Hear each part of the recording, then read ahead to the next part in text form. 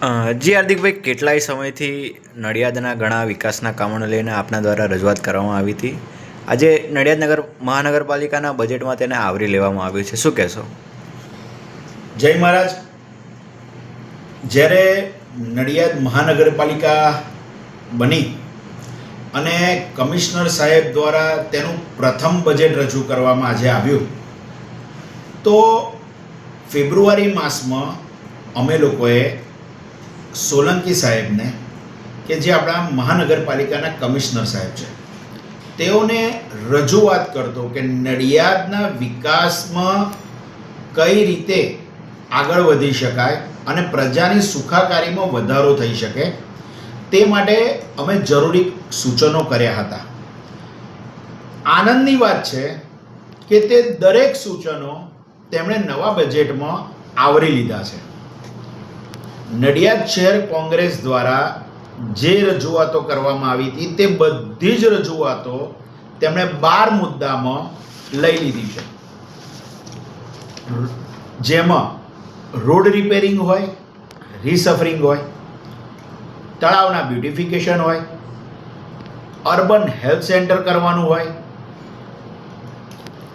Drainage લાઇનની અપગ્રેડેશનની કામગીરી હોય કે નવી બનાવવાની હોય, વરસાદી પાણીનો નિકાલ હોય કે પશ્ચિમની અંદર સિવિક સેન્ટર બનાવવાનો હોય, ડ્રેનેજ લાઈનો નવી નાખવાની હોય કે શાળાઓ નવી બનાવવાની હોય, એનું રિનોવેશન કરવાનું હોય, સુએઝ પ્લાન્ટના બાંધકામની વિગતો હોય, જાહેર શૌચાલયો નવા બનાવવાના હોય અથવા તેને રિપેરિંગ કરી અને પ્રજાના ઉપયોગમાં આવી શકે તે રીતના કરવાના હોય, કેનાલના ફ્રન્ટ ડેવલપમેન્ટની કામગીરી.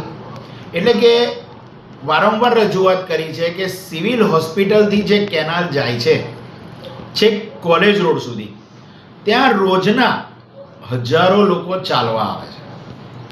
જે રીતે પશ્ચિમમાં ઝલકથી પીજ રોડ સુધી કરોડોના ખર્ચે આજે વોકવે, સાયકલનો ટ્રેક સમાવેશ કરવામાં આવ્યો છે, તેવી રજૂઆતો જ્યારે નગરપાલિકા હતી ત્યારે મેં પણ કરેલી, જેનો આજે ઉલ્લેખ બજેટમાં કરવામાં આવ્યો છે.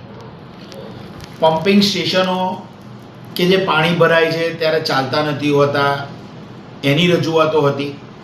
આ બધી જ રજૂઆતો મૌખિક નથી, આ બધી જ રજૂઆતો આપણા કમિશનર સાહેબને લેખિત કરવામાં આવેલી હતી. જે રજૂઆત આજે તેમણે બજેટમાં લીધી છે, તેનો એક વિપક્ષના નેતા તરીકે નડિયાદના વિકાસના કામો થાય તેનો મને આજે સહભાગી થવાનો મોકો મળ્યો છે. આજે ફરી કહું છું કે નડિયાદમાં જે પ્રથમ બજેટ રજૂ થયું છે તેમાં નડિયાદ શહેર કોંગ્રેસના પ્રજાલક્ષી વિકાસના કામોની જે રજૂઆતો હતી તે આવરી લેવામાં આવી છે. તે બદલ ખૂબ ખૂબ આભાર. જય મહારાજ.